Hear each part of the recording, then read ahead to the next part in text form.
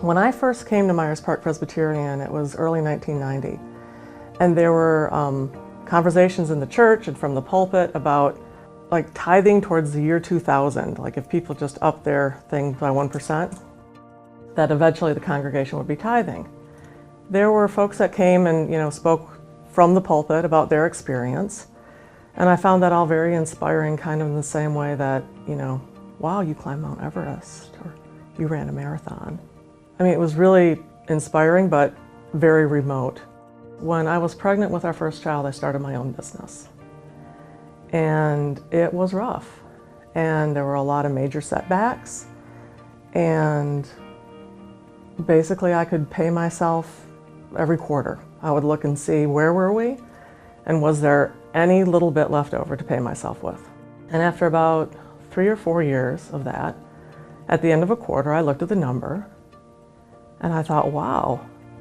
And I said out loud in my little office at home, nobody around, what are we going to do with all that money? I don't know if the voice was in the room or if the voice was in my head, but there was a voice, and it was not mine. And the voice said, you tithe it. And I didn't ignore that voice.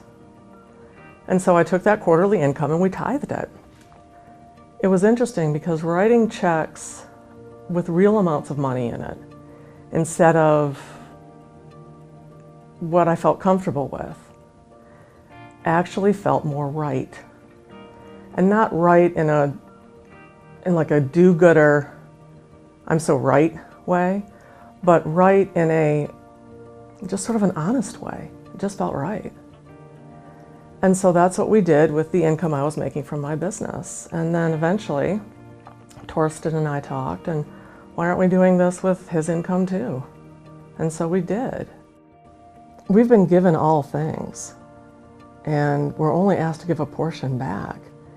Everyone that talked to me about it before, we have sort of this shared refrain that once you do, you honestly don't miss that money. And what you get is such incredible peace that you're doing what God has asked, and that what you're doing is making the world a better place.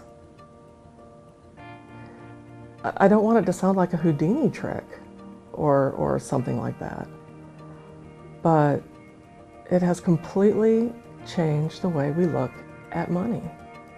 I think if we've learned anything about God, it's to not worry about the money and to not worry about what you're giving away, because God's got you.